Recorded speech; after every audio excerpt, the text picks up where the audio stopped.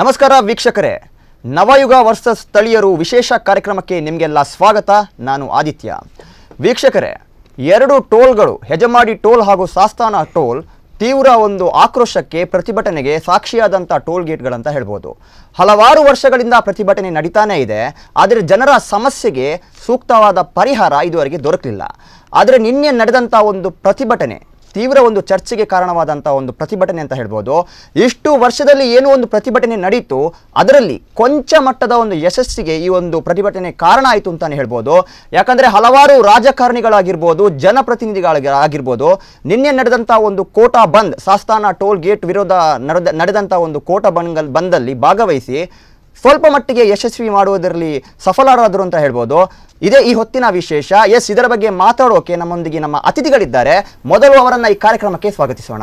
ಮೊದಲನೇದಾಗಿ ರಾಜೇಶ್ ಕಾವೇರಿ ಅವರು ನಮ್ಮೊಂದಿಗಿದ್ದಾರೆ, ಜಿಲ್ಲಾ ಲಾರಿ ಮಾಲಕರ ಸಂಘದ ಅಧ್ಯಕ್ಷ. ಇವರನ್ನ ಈ ಕಾರ್ಯಕ್ರಮಕ್ಕೆ ಸ್ವಾಗತಿಸೋಣ. ನಮಸ್ತೆ ಸರ್. ನಮಸ್ತೆ. ಹಾಗೂ ಬ್ರಹ್ಮ ಅವರ ಸತೀಶ್ ಪೂಜಾರಿ ಇವರು ಕೂಡ ನಮ್ಮೊಂದಿಗಿದ್ದಾರೆ. ಇವರನ್ನು ಕೂಡ ಈ ಒಂದು ಕಾರ್ಯಕ್ರಮಕ್ಕೆ ಸ್ವಾಗತಿಸೋಣ.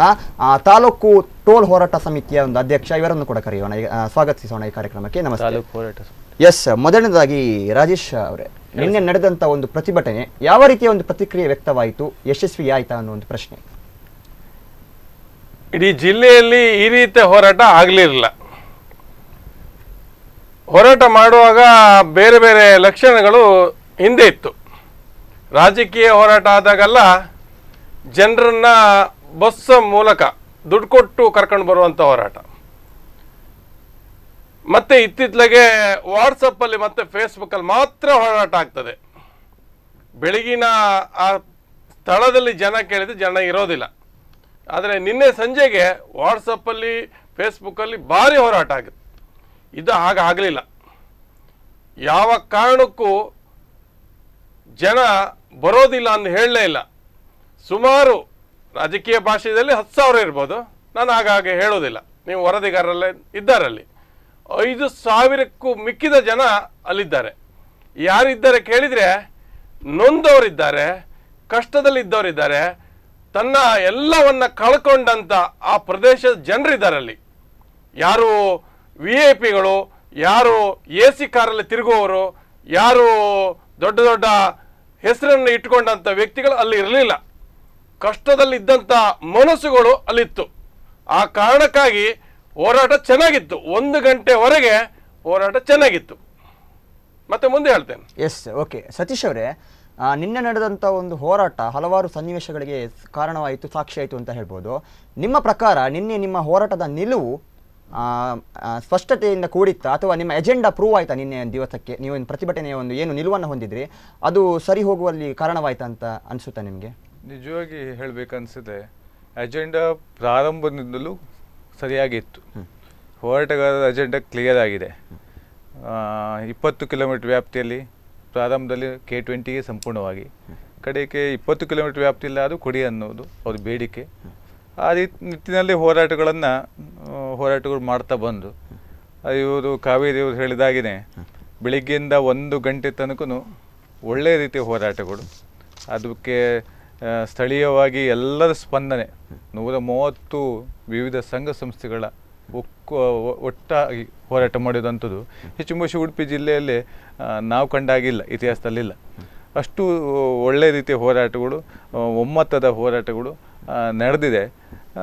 ಅದನ್ನು ಕೊನೆಗೆ ಅದು ಆ ಬಿಸಿಯ ಕಾವು ಏರ್ತಾ ಇರುವಾಗಲೂ ಕೂಡ ಯಶಸ್ವಿಯ ಕಡೆ ಸಾಗ್ತಿರುವಾಗ ಯಾಕೋ ಅದನ್ನು ನಾವು ಕಾಂಪ್ರಮೈಸ್ ಮಾಡಿಕೊಂಡದ್ದು ಸರಿ ಕಾಣ್ತಾ ಇಲ್ಲ ಅಂತೂ ನನ್ನ ಭಾವನೆ.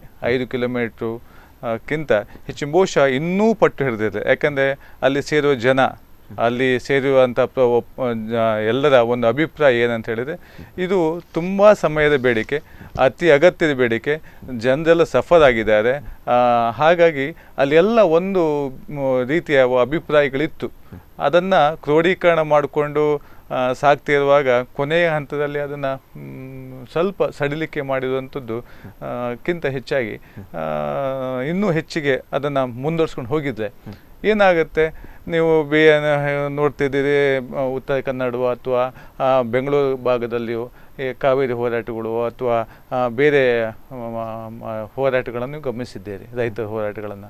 ಇಲ್ಲಿ ಕೂಡ ನಾವು ಸೌತ್ ಕನ್ನಡದವರು ಯಾಕೆ ನಾವು ಹೋರಾಟಗಳನ್ನು ನಿಜವಾಗಿ ನಾವು ಹೋರಾಟಕ್ಕೆ ಹೆಚ್ಚು ಒಲವು ಹೊಂದಿದವರಲ್ಲ. ಯಾಕಂದರೆ ನಾವು ತುಂಬ ಒಂದು ಸೌಜನ್ಯದ ಈ ಭಾಗ ಉಡುಪಿ ಜಿಲ್ಲೆ, ಮಂಗಳೂರು ಜಿಲ್ಲೆ. ಆದರೆ ನಮಗೆ ತುಂಬ ಅನ್ಯಾಯ ಆದಾಗ, ನೋವಾದಾಗ, ಬೇಸರ ಆದಾಗ, ಸಿಟ್ಟಾದಾಗ ನಾವು ಅದನ್ನು ಖಂಡಿತವಾಗಿ ಬಿಡುವುದಿಲ್ಲ. ಆ ನಿಟ್ಟಿನಲ್ಲಿ ನಿನ್ನಷ್ಟು ಸಂಖ್ಯೆಯಲ್ಲಿ ಜನ ಸೇರಿರುವಂಥದ್ದು ಅದನ್ನು ಗಮನಿಸಿ. ಅದಾದ ಕೊನೆಯ ಭಾಗದಲ್ಲಿ ಯಾಕೆ ಈ ರೀತಿ ಅದನ್ನು ಸ್ವಲ್ಪ ಸಡಿಲಿಕೆ ಆಯಿತು ಅನ್ನೋದನ್ನು ಕೂಡ ಮುಂದಿನ ದಿನಗಳಲ್ಲಿ, ಯಾಕಂದರೆ 23ನೇ ತಾರೀಕಿಗೆ ಪುನಃ 22ನೇ ತಾರೀಕಿಗೆ ಮತ್ತೆ ಅದೇ ರೀತಿಯ ಹೋರಾಟಗಳು ಹೆಚ್ಚು ಮೋಶ ಆಗ್ಬೋದು. ಯಾಕಂದರೆ ಇದು ಸ್ಥಳೀಯರ ಬೇಡಿಕೆ ಕೂಡ ಹೌದು. ಓಕೆ ರಾಜೇಶ್ ಅವರೇ, ಒಂದು ಬಹುದೊಡ್ಡ ಬೇಡಿಕೆ 20 ಕಿಲೋಮೀಟರ್ ವ್ಯಾಪ್ತಿಯ ಎಲ್ಲ ವಾಹನಗಳಿಗೆ ಉಚಿತ ಟೋಲನ್ನು ನೀಡಬೇಕು ಅನ್ನುವಂಥದ್ದು. ನಿನ್ನೆ ದಿನಕ್ಕೆ ಇದು ಉಚಿತವಾಯಿತಾ, ವಿನಾಯಿತಿ ಆಯಿತಾ ಅನ್ನೋ ಒಂದು ಪ್ರಶ್ನೆ ಎಲ್ಲರನ್ನು ಕಾಡ್ತಾ ಇದ್ದಾರೆ. ರಾಷ್ಟ್ರೀಯ ಹೆದ್ದಾರಿಯ ಸಮಿತಿ ಬೇಡಿಕೆ ಅವತ್ತು 2.5 ವರ್ಷಗಳ ಹಿಂದೆ ಏನು ಹೇಳಿದೆ ಆ ಬೇಡಿಕೆ ಇವತ್ತು ಇದೆ. ನಿನ್ನೆ 5 ಕಿಲೋಮೀಟರ್ ವರೆಗೆ ಐರೋಡಿ ಇರ್ಬೋದು, ಕೋಟ ಪಂಚಾಯತಿನ ವ್ಯಾಪ್ತಿ ಇರ್ಬೋದು, 4 ಕಿಲೋಮೀಟರ್ 5 ಕಿಲೋಮೀಟರ್ ಆಚೆ ಕೋಟ ಭಾಗದಲ್ಲಿ ಕೆರೆಕಟ್ಟೆ ಅಲ್ಲಿವರೆಗೆ ಈಗೆಲ್ಲ ಹೇಳಿದ್ರು. MP ಅವರು ಅದನ್ನ ಹೇಳಿದ್ರು, ಇಲ್ಲಿನ ಲೋಕಸಭಾ ಸದಸ್ಯರು ಅದನ್ನು ಹೇಳಿದ್ದಾರೆ. ಆದರೆ ಹೋರಾಟ ಮಾಡುವಂತ ಸಮಿತಿ ಅದನ್ನ ಒಪ್ಕೊಂಡಿತ್ತ ಕೇಳಿದ್ರೆ ಇಲ್ಲ. ಹೋರಾಟ ಸಮಿತಿಯ ಏನು ಮೇನ್ ಅಜೆಂಡಾ ಇದೆ, 2.5 ವರ್ಷಗಳ ಹಿಂದಿನ ಅಜೆಂಡಾ, ಇವತ್ತಿನ ಅಜೆಂಡಾ ಅಲ್ಲ. ಇವತ್ತು 4,500 5,000 ಏನೋ ದೊಡ್ಡ ಸಂಖ್ಯೆಯ ಜನ ಆಗಿದ್ದಾರೆ ಅನ್ನುವ ಕಾರಣಕ್ಕಾಗಿ ಅಜೆಂಡಾವನ್ನ ಬದಲಾವಣೆ ಮಾಡುವ ಪ್ರಶ್ನೆ ಇಲ್ಲ. K20 ನಾವು ಸ್ಥಳೀಯರು, ನಾವು ಇಲ್ಲಿ ಹುಟ್ಟಿ ಬೆಳೆದವರು, ಆ ಕಾರಣಕ್ಕಾಗಿ ನಮ್ಮ ಟೋಲ್ ನಲ್ಲಿ ಫ್ರೀ ಕೊಡಬೇಕು ಅನ್ನುವಂಥ ವಿನಾಯಿತಿಯನ್ನ ನಾವು ಅವತ್ತೇ ಹೇಳಿದ್ದೇವೆ. ಅದು ವೈಟ್ ಬೋರ್ಡ್ ಇರ್ಬೋದು, ಎಲ್ಲ ಬೋರ್ಡ್ ಇರ್ಬೋದು, ಎರಡೂ ಗಾಡಿಗಳಿಗೂ ವಿನಾಯಿತಿ ಕೊಡಬೇಕು ಅಂತ ಹೇಳುವಂಥದ್ದು ಹಿಂದಿನ 2 ವರ್ಷಗಳ ಹಿಂದಿನ ಬೇಡಿಕೆ. ನಿನ್ನೆ ವೇದಿಕೆಯಲ್ಲಿ ಅದೇ ಇತ್ತು, ನಾಳೆ ಇದೆ 22ಕ್ಕೆ ಮತ್ತೆ ಹೋರಾಟ ಆಗ್ತದೆ. ಆ ಹೋರಾಟದ ಅದೇ ಬೇಡಿಕೆ. ಎಲ್ಲಿಯೂ ರಾಜಿ ನಾವು ಮಾಡ್ಕೊಳ್ಳಿಲ್ಲ. ರಾಷ್ಟ್ರೀಯ ಹೆದ್ದಾರಿ ಹೋರಾಟ ಸಮಿತಿಯ ಅಧ್ಯಕ್ಷರು ಪ್ರತಾಪ್ ಶೆಟ್ಟಿ ಅವರು ಏನು ಹಿಂದಿನ ಆಲೋಚನೆಗಳನ್ನ ಇಟ್ಟುಕೊಂಡಿದ್ದಾರೆ ಅದೇ ಆಲೋಚನೆ ಮುಂದೆ ಮಾಡ್ತಾರೆ. ನಿನ್ನೆ ದೊಡ್ಡ ದೊಡ್ಡ ವ್ಯಕ್ತಿಗಳು, ರಾಜಕಾರಣಿಗಳು ಅಥವಾ ಈ ಭಾಗದ ಜನಪ್ರತಿನಿಧಿಗಳು ಬಂದಿದ್ದಾರೆ.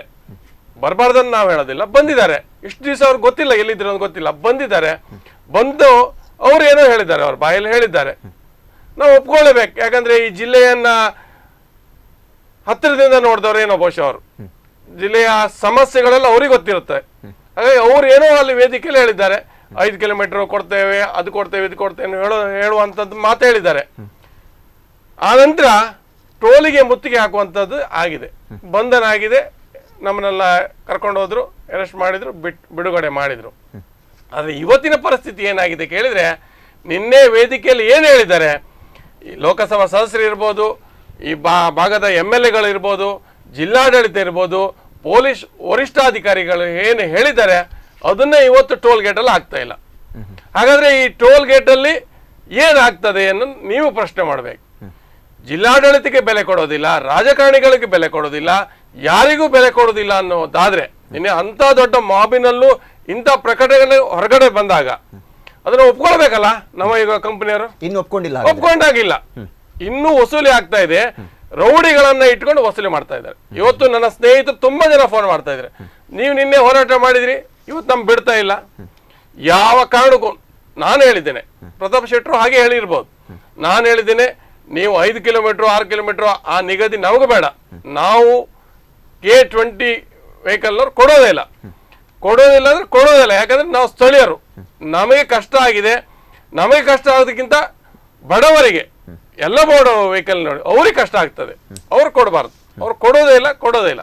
ಮುಂದೆ ರಘುಪತಿ ಭಟ್ರು ಈ ಜಿಲ್ಲೆಯ ಹೋರಾಟಗಾರರವರು ಅವರೇನೋ ಟೈಮ್ ತಗೊಂಡಿದ್ದಾರೆ. ಅವರಿಗೆ ಮುಂದಿನ ದಿನಗಳಿಂದ ಅಧಿವೇಶನ ಇರೋದ್ರಿಂದ 22ಕ್ಕೆ ಗಡಿ ಕೊಟ್ಟಿದ್ದಾರೆ. 22ಕ್ಕೆ ಹೋರಾಟ ಮಾಡ್ತೇನೆ ಅನ್ನುವಂತ ಭರವಸೆಯನ್ನು ಹೇಳಿದ್ದಾರೆ ವೇದಿಕೆಯಲ್ಲಿ. ಹಾಗಾಗಿ ಆ ಪ್ರತಿಭಟನೆ ದೊಡ್ಡ ಅದ್ಭುತ ರೀತಿಯಲ್ಲಿ ಆಗುತ್ತೆ. ಬಹುಶಃ ವೇದಿಕೆಯಲ್ಲಿ ಭಾಷಣ ಮಾಡಿ ಜನ ಸೇರಿಸೋಕ್ಕಿಂತ ಅವತ್ತಿನ ದಿನ ಟೋಲಿಗೆ ಮುತ್ತಿಗೆ ಹಾಕಬೇಕಾಗತ್ತೆ. ನಿನ್ನೇನು ಅದೇ ಮಾಡಬೇಕಾಗಿತ್ತು. 2.5 ವರ್ಷಗಳಿಂದ ವೇದಿಕೆಯಲ್ಲಿ ಕೂತ್ಕೊಳ್ಳೋದು, ಜನ ಸೇರಿಸುವಂಥದ್ದು, ಭಾಷಣ ಮಾಡುವಂಥದ್ದು ಹೋಗುವಂಥದ್ದು. ಇದು ನವಯುಗದವರಿಗೆ ಗೊತ್ತಾಗಿದೆ. ಇವರು ಬರೀ ಭಾಷಣ ಮಾಡ್ತಾರೆ ಹೋಗ್ತಾರೆ.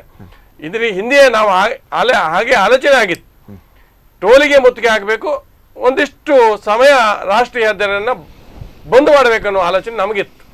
ಅಂದರೆ ಈ ಜಿಲ್ಲೆಯನ್ನು ಆಳುವಂಥ ರಾಜಕಾರಣಿಗಳು ಬಂದ್ರ ಮೇಲೆ ಅವ್ರಿಗೆ ಗೌರವ ಕೊಡಲೇಬೇಕು, ಹಿರಿಯರು ಇದ್ದಾರೆ ಅವರೆಲ್ಲ. ಆ ದೃಷ್ಟಿಯಿಂದ ನಾವು ನಿನ್ನೆ ಒಪ್ಕೊಂಡಿದ್ದೇವೆ. 22ಕ್ಕೆ ಮಾಡುವಂತ ಬಂದು ಇಡೀ ಜಿಲ್ಲೆ ಕೊಡ್ಬೇಕು ಅವ್ರು. ಬಹುಶಃ ಮೊನ್ನೆ ನಾವೇನೋ ಸಡಿಲಿಕೆ ಮಾಡಿದ್ದೇವೆ, 20 ಕಿಲೋಮೀಟರ್, ಕೊನೆ ಪಕ್ಷ 20 ಕಿಲೋಮೀಟರ್ ವರೆಗೆ ಕೊಡ್ಲೇಬೇಕನ್ನುವಂಥದ್ದು.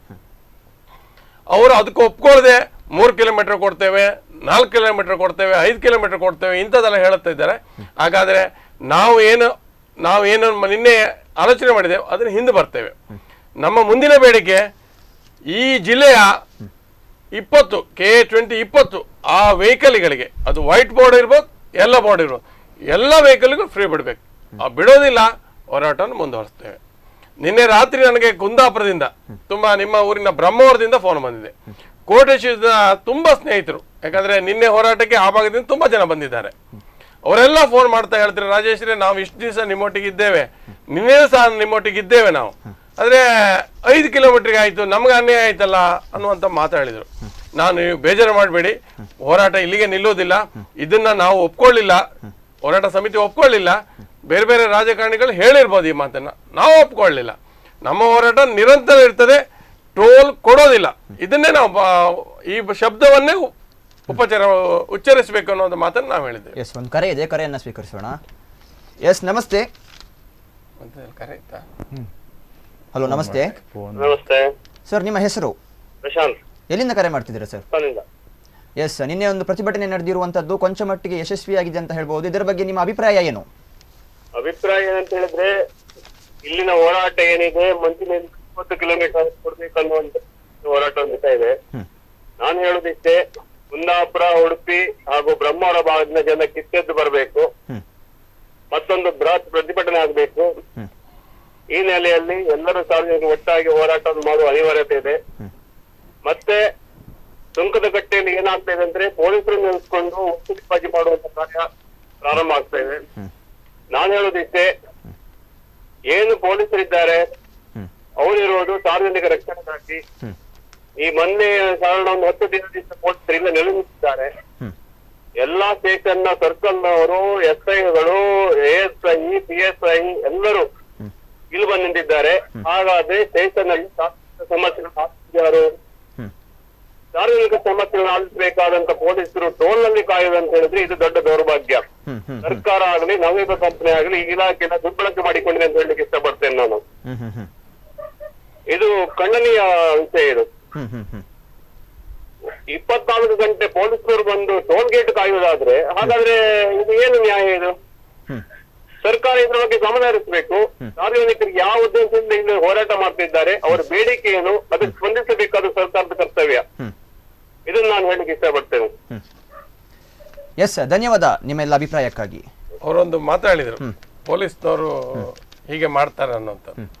ಸರಿ ಇದೆ, ಆದ್ರೆ ನಿನ್ನೆ ಹೋರಾಟ, ನಿನ್ನೆ ನೊಂದ ಜನರ ಆಕ್ರೋಶವನ್ನ ನೋಡಿದಂತ ಪೊಲೀಸ್ ಇಲಾಖೆ ನಮ್ಮ ಹೋರಾಟ ಸರಿ ಇದೆ, ನೀವು ಈ ಹೋರಾಟವನ್ನು ಮಾಡಬೇಕು ಅನ್ನೋದನ್ನ ಅವರು ಎಲ್ಲೋ ಒಂದ್ ಕಡೆ ಹೇಳ್ತಾ ಇದ್ದಾರೆ. ಹಾಗಾಗಿ ನಮ್ಮ ಮುಂದಿನ ಹೋರಾಟಕ್ಕೆ ಅವರ ಬೆಂಬಲ ಇರ್ತದೆ. ಯಾಕಂದ್ರೆ ಇವತ್ತು ಬೇರೆ ಬೇರೆ ಕಾರಣಕ್ಕಾಗಿ ಅವ್ರನ್ನ ಅಲ್ಲಿ ಕುಳಿಸಿದ್ದಾರೆ. ಯಾರೋ ಇರ್ಬೋದು, ರಾಜ್ಯ ಸರ್ಕಾರ ಇರ್ಬೋದು, ಮತ್ತೊಂದು ಸರ್ಕಾರ ಇರ್ಬೋದು, ಜಿಲ್ಲಾಡಳಿತ ಇರ್ಬೋದು, ಅವರಿಗೆ ಒತ್ತಡ ಹಾಕಿ ಅವರಿಗೆ ಕಾನೂನಿನಿಂದ ಹೇಳಿ ಅಲ್ಲಿ ಗೇಟ್ ಕಾಯಲಿಕ್ಕೆ ಬಿಟ್ಟಿರ್ಬೋದು. ಆದ್ರೆ ಅವರ ಮನಸ್ಥಿತಿ ಹೇಗಿದೆ ಕೇಳಿದ್ರೆ, ನಮ್ಮ ಹೋರಾಟ ಸರಿ ಇದೆ, ಹೆಚ್ಚಿನವರೆಲ್ಲ ಈ ಜಿಲ್ಲೆಯವರವರು, ನಮ್ಮ ಹೋರಾಟ ಸರಿ ಇದೆ, ನೀವು ಹೋರಾಟವನ್ನು ಮುಂದುವರಿಸಬೇಕು ಅನ್ನುವಂತ ಮಾತನ್ನು ಹೇಳಿ ನಾವಿದ್ದೇವೆ, ನಾವು ಏನ್ ನಿಮ್ಮ ಬೇಡಿಕೆಯನ್ನು ಈಡೇರಿಸಿ ಕೊಡ್ತೇವೆ ಅನ್ನುವಂತ ಭರವಸೆಯನ್ನ ವೇದಿಕೆಯಲ್ಲಿ ಕೊಟ್ಟಿದ್ದಾರೆ ಅವರು. ಪೊಲೀಸ್ ಇಲಾಖೆ ನಿನ್ನೆ ವೇದಿಕೆ ಬಂದು ನೀವು ಏನು ಡಿಮಾಂಡ್ ಅನ್ನು ಇಟ್ಟಿದ್ರೆ ಅದನ್ನ ಮುಂದಿನ ದಿನಗಳಲ್ಲಿ ಈಡೇರಿಸಿ, ಕಂಪನಿಯೊಟ್ಟಿಗೆ ಮಾತಾಡಿ ಈಡೇರಿಸಿ ಕೊಡ್ತೇವೆ ಅನ್ನುವಂತ ಭರವಸೆ ಕೊಟ್ಟದ ಕಾರಣಕ್ಕಾಗಿ ನಿನ್ನೆ ಸ್ವಲ್ಪ ನಾವು ಸಂಜೆ ಹೊತ್ತಿಗೆ, ಅಂದ್ರೆ ಮಧ್ಯಾಹ್ನ ಊಟ ಆದ ಮೇಲೆ ಸ್ವಲ್ಪ ಸಡಿಲಿಕೆ ಆದ ಆ ಕಾರಣದಿಂದಾಗಿ. ಹಾಗಾದ್ರೆ ಎಲ್ಲೋ ಒಂದು ಜನಪ್ರತಿನಿಧಿ ಒಂದು ಮಾತನ್ನ ಹೇಳ್ತಾರೆ, ಪೊಲೀಸರ ಕೆಲಸ ಕರ್ತವ್ಯ ಶಾಂತಿ ಸುವ್ಯವಸ್ಥೆಯನ್ನ ಕಾಪಾಡುವಂತ ಕೆಲಸ, ಟೋಲ್ ವಸೂಲಿಯನ್ನ ಮಾಡುವ ಕೆಲಸ ಪೊಲೀಸರದ್ದಲ್ಲ, ಪ್ರತಿಭಟನಾಕಾರರನ್ನ ತೊಂದರೆಗೀಡು ಮಾಡುವಂಥದ್ದು, ಥಳಿತವನ್ನ ಮಾಡುವಂಥದ್ದು ಪೊಲೀಸರ ಕೆಲಸ ಅಲ್ಲ ಅಂತ ಹೇಳ್ತಾರೆ. ಹಾಗಾದ್ರೆ ನಿಮ್ಮ ಪ್ರಕಾರ ಪೊಲೀಸರು ನಿಮ್ಗೆ ಸಪೋರ್ಟ್ ಮಾಡ್ತಿದಾರಾ ಇಲ್ವಾ? ಅಲ್ಲ, ಈ ಜಿಲ್ಲೆಯಲ್ಲಿ ಯಾರು ಹೇಳ್ಬೇಕು, ಯಾರಿಗೆ ಯಾರು ಹೇಳ್ಬೇಕು ಅಂತ ಯಾರಿಗೂ ಗೊತ್ತಿಲ್ಲ. ಯಾರು ಯಾವ ಕೆಲಸ ಮಾಡ್ಬೇಕು ಆ ಕೆಲಸ ಮಾಡ್ತಾ ಇಲ್ಲ. ನನಗೆ ಒಂದು ಜವಾಬ್ದಾರಿ ಇದೆ, ಆ ಕೆಲಸ ಮಾಡ್ಬೇಕಂತ ನಮ್ಗೆ ಜವಾಬ್ದಾರಿ ಇದೆ, ಅದು ನಾನು ಮಾಡೋದಿಲ್ಲ. ನಾನು ಇನ್ನೊಬ್ಬರ ಕೆಲಸವನ್ನು ನಾನು ಮಾಡೋದು. ಇವತ್ತು ಬೇರೆ ಬೇರೆ ಇಲಾಖೆಗಳು ಉಡುಪಿ ಜಿಲ್ಲೆಯಲ್ಲಿ ಇರ್ಬೋದು, ಆ ಕೆಲಸಗಳು ಅವ್ರು ನಿಭಾಯಿಸುದಿಲ್ಲ. ಹಾಗಾಗಿ ಅವ್ರಿಗೆ ಒತ್ತಡ ಹಾಕಿ ಇವ್ರಿಗೆ ಒತ್ತಡ ಹಾಕಿ ಅದು ನೀವು ಮಾಡಬೇಡಿ. ನಿಮಗೆ ಗೊತ್ತಿದೆ ಇವತ್ತು ಈ ಜಿಲ್ಲೆಯಲ್ಲಿ ಏನಾಗ್ತಿದೆ ಅಂತ. ಎಲ್ಲ ವಿಷಯಗಳಲ್ಲೂ ಜಿಲ್ಲೆ ಫೇಲ್ಯೂರ್ ಆಗ್ತಾ ಇದೆ. ಟೋಲ್ನ ಗತಿ ಹೀಗೆ, ಮತ್ತೊಂದು ಹಿಂದೆ ಒಂದು ತಿಂಗಳು ಹೋರಾಟ ಆಗಿದೆ ಈ ಜಿಲ್ಲೆಯಲ್ಲಿ ಬೇರೆ ಕಾರಣಕ್ಕಾಗಿ. ಆದ್ರೆ ಈ ಜಿಲ್ಲೆಯಲ್ಲಿ ಯಾರು ಮಾತಾಡೋರಿಲ್ಲ. ಅದೇ ಇವ್ರು ಹೇಳಿದಾಗೆ ಪಕ್ಕದ ಜಿಲ್ಲೆ ಇರ್ಬೋದು, ಮೇಲ್ಗಡೆ ಇರ್ಬೋದು, ಬೆಂಗಳೂರು ನಗರ ಇರ್ಬೋದು, ಇಂಥ ಸಮಸ್ಯೆ ಆದಾಗ ಏನಾಗ್ತಿತ್ತು ಇವತ್ತಲ್ಲಿ ಬೆಂಕಿ ಬಿಡುವಂತ ಸ್ಥಿತಿ. ನಮ್ ಜಿಲ್ಲೆಯಲ್ಲಿ ಯಾರು ಮಾತಾಡೋದಿಲ್ಲ. ಮಾತಾಡ್ಲಿಕ್ಕೆ ಮುಂದೋದ್ರನ್ನ ಕಟ್ ಮಾಡುವಂತ ವ್ಯವಸ್ಥೆ ಆಗ್ತದೆ ಇಲ್ಲಿ. ಎಸ್, ಒಂದು ಕರೆಯನ್ನು ಸ್ವೀಕರಿಸೋಣ. ಎಸ್, ನಮಸ್ತೆ. ನಮಸ್ತೆ ಸರ್. ನಮಸ್ತೆ ಸರ್, ನಿಮ್ಮ ಹೆಸರು, ಎಲ್ಲಿಂದ ಕರೆ ಮಾಡ್ತಾ ಇದ್ದೀರಾ? ನಾನು ಕುಂದಾಪುರದಿಂದ ವಿವೇಕ್ ನಾಯ್ಕ್ ಮಾತಾಡುದು. ಎಸ್, ನಿಮ್ಮ ಅಭಿಪ್ರಾಯವನ್ನ ತಿಳಿಸಬಹುದು. ರಾಜೇಶ್ ಕವಿ ಹೋರಾಟ ಮಾಡ್ತಾ ಇದ್ದಾರೆ, ಫಸ್ಟಿಗೆ ನಿಮ್ಗೆ ಧನ್ಯವಾದಗಳು. ಹಲೋ, ನಮಸ್ತೆ. Thanks sir. ಕೇಳ್ತದಲ್ಲ? ನನ್ನ ಒಬ್ಬನ ಹೋರಾಟ ಅಲ್ಲ, ಅದು ಎಲ್ಲ ಇಡೀ ಜಿಲ್ಲೆಯರ ಹೋರಾಟಕ್ಕೋಸ್ಕರ ನಾನು ಒಟ್ಟಿಗಿದ್ದೇನೆ. ನಾನು ಮುಂದಿಲ್ಲ. ಇನಿಷಿಯೇಟಿವ್ ತಗೊಳ್ತಾ ಇದ್ದೀರಿ, ಒಳ್ಳೇದು. ಬಟ್ ನನ್ಗೊಂದು, ಈಗ ನೀವು ಅಲ್ಲಿ ಜನಪ್ರತಿನಿಧಿಗಳು MP ಅವರು ಅವ್ರದ್ದೇ ಆಡಳಿತ ಇದೆ ಅಲ್ವಾ ಸೆಂಟ್ರಲ್ ಅಲ್ಲಿ, ಈಗ ಹೆದ್ದಾರಿ ಮಿನಿಸ್ಟರ್ ಹತ್ರ ಮಾತಾಡಿ ಇದನ್ನು ಸಾಲ್ವ್ ಮಾಡ್ಬೋದಿತ್ತಲ್ಲ, ಯಾಕೆ ಇದೆಲ್ಲ ಇದು 5,000-6,000 ಜನ ಸೇರಿಸುದು? ನೋಡಿ, ನಾನು ಉತ್ತರ ಕೊಡ್ಬೇಕಂತ ಹೇಳಿದ್ರೆ ಕೊಡ್ತೇನೆ. ಅಲ್ಲ, ನಾನು ಹೇಳುದು ಈಗ ಈ ಹೆದ್ದಾರಿ ಸಮಸ್ಯೆ, ಈಗ ಈ ಕಾನೂನೆಲ್ಲ ಆಗೋದು ಲೋಕಸಭೆಯಲ್ಲಿ, ಅಲ್ಲಿ ಕಾನೂನನ್ನು ಮಾಡ್ತಾರೆ. ಆ ಕಾನೂನನ್ನ ಅವರೇ ಮಾಡ್ಕೊಂಡು ಅವರೇ ಮುರಿದು ತಪ್ಪು, ಅಥವಾ ಕಾನೂನನ್ನ ತಿದ್ದುಪಡಿ ತರ್ಬೋದಲ್ವಾ? ಅಲ್ಲಿ ಅದು ಬಹಳ ಈಸಿ. ಈಗ ಅವ್ರದೇ ಹೆದ್ದಾರಿ ಮಿನಿಸ್ಟರ್ ಇದ್ದಾರೆ, ಅಲ್ಲೇ ಹೋಗಿ ಮಾತಾಡಿ ಈಸಿಯಾಗಿ ಸಾಲ್ವ್ ಮಾಡ್ಬೋದು. ಇದು ಜನಕ್ಕೆಲ್ಲ ತೊಂದರೆ ಅಲ್ವಾ? ಮತ್ತೊಂದು, ಈ ಕುಂದಾಪುರ ಫ್ಲೈಓವರ್ ಇದು ನಿಮ್ಗೆ ಈಗ ಮಾರ್ಚ್ ಒಳಗೆ ಮುಗಿಯೋ ತರ ಕಾಣ್ತದ್ಯಾ? ಇದಕ್ಕೆ ಕನಿಷ್ಠ 3 ವರ್ಷ ಬೇಕು ಅಲ್ವಾ? ಎಲ್ಲದಕ್ಕೂ ಪ್ರತಿಭಟನೆ ಮಾಡ್ತಾ ಇರ್ಬೇಕಿಲ್ಲ. ಅಲ್ಲ ವಿವೇಕರೇ, ಕಾನೂನು ಒಂದು ಹೇಳ್ತಾರೆ, 2013 ಮಾರ್ಚ್ 31ಕ್ಕೆ ಏನು ಇಲ್ಲಿನ ಹೈವೇ ಹೆದ್ದಾರಿ ಮುಕ್ತಾಯ ಆಗ್ಬೇಕಾಗಿತ್ತು, ಇಲ್ಲಿವರೆಗೆ ಆಗ್ಲಿಲ್ಲ. ಅದಕ್ಕೆ ಕಾನೂನಿಲ್ಲ. ಅದಕ್ಕೆ ಆ ಕಾನೂನು ಬಗ್ಗೆ ಜಿಲ್ಲಾಡಳಿತ ಇರ್ಬೋದು, ಸ್ಥಳೀಯ ಶಾಸಕರು ಇರ್ಬೋದು, ಲೋಕಸಭಾ ಸದಸ್ಯರು ಮಾತಾಡೋದಿಲ್ಲ. ನಾವು ಟೋಲ್ ಕೊಡೋದಿಲ್ಲ ಅಂತ ಹೇಳಿದಾಗ ಅದು ಕಾನೂನು ಆಗ್ತದೆ. ಆಲೋಚನೆ ಮಾಡಿ, ಬಡವರಿಗೆ ಇಲ್ಲಿ ಕಷ್ಟ ಆಗ್ತದೆ ಅಂತ ಹೇಳಿದ್ರೆ ನೀವು ಕಾನೂನು ಮುರಿತೀರಿ ಅಂತ ಹೇಳ್ತಾರೆ. ಎಲ್ಲಿಂದ ಒಂದು ದೊಡ್ಡ ಕಂಪನಿ ಬಂದಿದೆ, ದುಡ್ಡು ಮಾಡಿಕೊಳ್ಳಿಕ್ಕೆ ಕಂಪನಿ ಬಂದದ್ದು, ಅವ್ರು ಲಾಸ್ ಅಲ್ಲಿ ಇದ್ದಾರೆ ಅಂತ ಇವ್ರು ಮಾತಾಡ್ತಾರೆ. ಅಲ್ಲ, ಅವರು ಬಂದದ್ದು ಇಲ್ಲಿ ಕುಂದಾಪುರದವರಿಗೆ, ಬಾರ್ಕೂರ್ನವರಿಗೆ, ಬ್ರಹ್ಮವರದವರಿಗೆ, ಶಾಸ್ತನದವರಿಗೆ ರಸ್ತೆ ಮಾಡಿಕೊಡ್ಲಿಕ್ಕೆ ಬಂದದ್ದಲ್ಲ. ಅವ್ರು ರಸ್ತೆ ಮಾಡಿ ದುಡ್ಡನ್ನ ಕೊಳ್ಳೆ ಹೊಡಿಲಿಕ್ಕೆ ಬಂದವರು. ಈಸ್ಟ್ ಇಂಡಿಯಾ ಕಂಪನಿ, ಹಿಂದಿನ ಈಸ್ಟ್ ಇಂಡಿಯಾ ಕಂಪನಿ, ಇವತ್ತಿನ ನವೋಗ ಕಂಪನಿ. ಅವ್ರಿಗೆ ಕಷ್ಟ ಆಗಿದೆ ಅನ್ನೋ ಮಾತನ್ನು ಇವ್ರು ಹೇಳ್ತಾರೆ. ಇಲ್ಲಿ ಬಡ ಜನರು, ನಿನ್ನೆ ನಾನು ಹೇಳ್ಬಾರ್ದೆ, ಹೇಳ್ತೇನೆ. ಇಲ್ಲಿ ಉಡುಪಿಯ ಶಾಸಕರು ರಘುಪತಿ ಭಟ್ರು IBL ನಿನ್ನೆ ಮಧ್ಯಾಹ್ನ 1:30 ಗಂಟೆಗೆ IBL ಇದೇ ಚರ್ಚೆ ಆಗುವ ಹೇಳ್ತಾರೆ ಅವರು. ಅಲ್ಲ, VIP-ಗಳು ಆಡಿ ಕಾರ್ನಲ್ಲಿ ತಿರುವರು, ವೈಟ್ ಬೋರ್ಡ್ನವರು ಆಡಿ ಕಾರು, ಮತ್ತೊಂದು ಕಾರು, ಅವರಿಗೆ ನೀವು ಫ್ರೀ ಕೊಡ್ತೇವೆ. ಅವರು ಹೇಳುವಂತ ನವಯುಗದವರು ವೈಟ್ ಬೋರ್ಡಿಗೆ ಫ್ರೀ ಬಿಡ್ತೇನೆ, ಎಲ್ಲ ಬೋರ್ಡಿಗೆ ಬಿಡೋದಿಲ್ಲ ಅಂತ. ಅಲ್ಲ, ಆ ವೈಟ್ ಬೋರ್ಡ್ ನಲ್ಲಿ ತಿರುಗೋರು ಯಾರು? ಎಲ್ಲ VIP-ಗಳೇ, ಸಾಧಾರಣವಾಗಿ ಚೆನ್ನಾಗಿರೋರು. ಆಡಿ ಕಾರ್ ಇರ್ಬೋದು, ಮತ್ತೊಂದು ಕಾರ್ ಇರ್ಬೋದು, ಅವ್ರಿಗೆ ಫ್ರೀ ಬಿಡ್ತಾರೆ. AG ಹಾಸ್ಪಿಟ್ಲಿಗೆ ಹೋಗೋರು, ಕುಂದಾಪುರದಿಂದ AG ಹಾಸ್ಪಿಟ್ಲಿಗೆ ಹೋಗೋರು, ಮಣಿಪಾಲ್ ಹಾಸ್ಪಿಟ್ಲಿಗೆ ಹೋಗೋರು, ಅಜರ್ ಕಾರ್ಡ್ ಯಾವುದೂ ಇಲ್ಲ, ಕಷ್ಟ ಇದೆ. ಉಡುಪಿಯ ಅಜರ್ ಕಾರ್ಡ್ ಆಸ್ಪತ್ರೆಗೆ ಹೋಗುವಂತ ರೋಗಿಗಳಿಗೆ ಅಪ್ ಅಂಡ್ ಡೌನ್ 50-60 ರೂಪಾಯಿ ಚಾರ್ಜ್ ಆಗುತ್ತೆ. ಅದು ಬಿಡುವಕ್ಕೆ ನಾವು ಈಗ ಕಂಪನಿ ಒಪ್ಪೋದಿಲ್ಲ. ಅದನ್ನ ಜನಪ್ರತಿನಿಧಿಗಳು ಬೆಂಬಲಿಸುವುದಿಲ್ಲ. ಅವ್ರು ಅದನ್ನೇ ಹೇಳ್ತಾರೆ, ನಾವು ವೈಟ್ ಬೋರ್ಡ್ನವ್ರಿಗೆ ಬಿಡ್ತೇವೆ, ಎಲ್ಲ ಬೋರ್ಡ್ ಬಿಡೋದಿಲ್ಲ. ಆದ್ರೆ ಎಲ್ಲ ಬೋರ್ಡ್ ಎಷ್ಟಿದೆ ಸಂಖ್ಯೆಯ ದೃಷ್ಟಿಯಿಂದ, ಎಲ್ಲ ಬೋರ್ಡ್ ಎಷ್ಟಿದೆ ಉಡುಪಿ ಜಿಲ್ಲೆಯಲ್ಲಿ, ಅಥವಾ ಕುಂದಾಪುರ, ತೆಕ್ಕಟ್ಟೆ, ಕೋಟೇಶ್ವರ, ಸಾಸ್ತಾನ, ಅದು ಆ ಭಾಗದಿಂದ ಈಚಿದ್ ಬಿಡಿ ಎಷ್ಟಿದೆ? ಒಂದು 500 ಇದೆಯಾ? 500 ಗಾಡಿ ಡೈಲಿ ತಿರುಗ್ತದೆ ಇಲ್ಲಲ್ಲ, ಒಂದು 100 ಗಾಡಿ ಆಚೀಚೆ ಹೋಗ್ಬೋದು. ಅದು ಬಿಟ್ಟರೆ ಎಷ್ಟು ಖರ್ಚಾಗ್ತದೆ?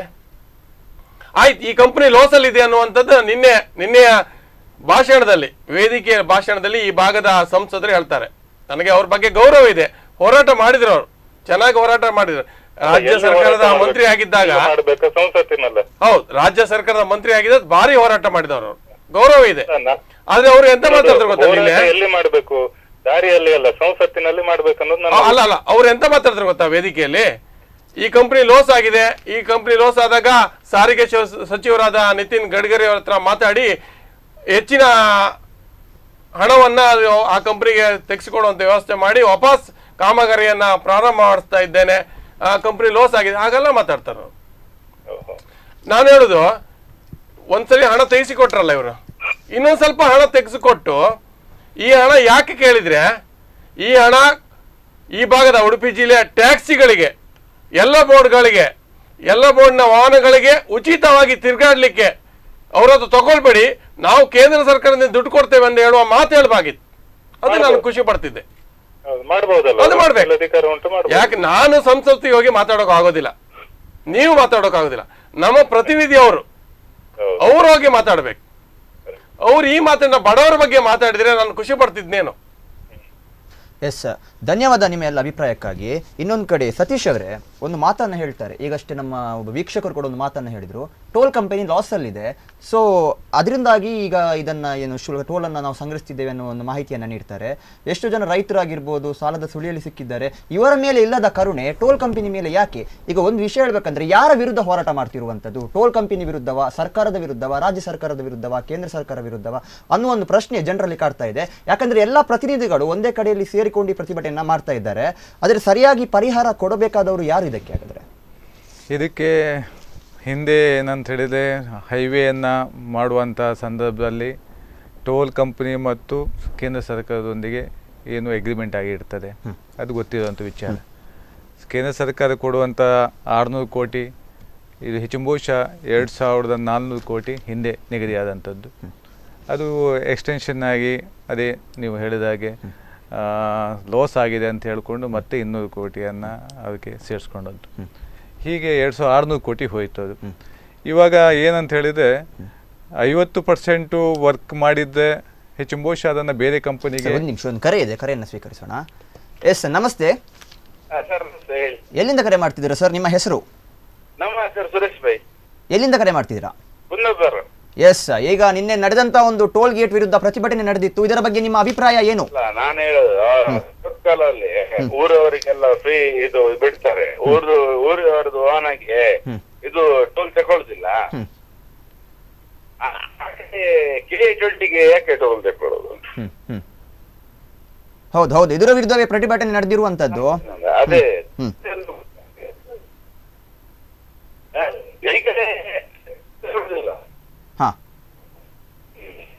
ಸರ್, ಸ್ವಲ್ಪ ಏರು ಧ್ವನಿಯಲ್ಲಿ ಮಾತಾಡಿ, ನಿಮ್ಮ ಸ್ವರವು ಕ್ಲಿಯರ್ ಆಗಿ ಕೇಳ್ತಾ ಇಲ್ಲ. ಅಲ್ಲ, ಅದೇ ಟೋಲ್ನ ಬಗ್ಗೆ ನಾನು ಮಾತಾಡ್ತಿದ್ದೆ. ಹೇಳಿ ಸರ್, ಹೇಳಿ.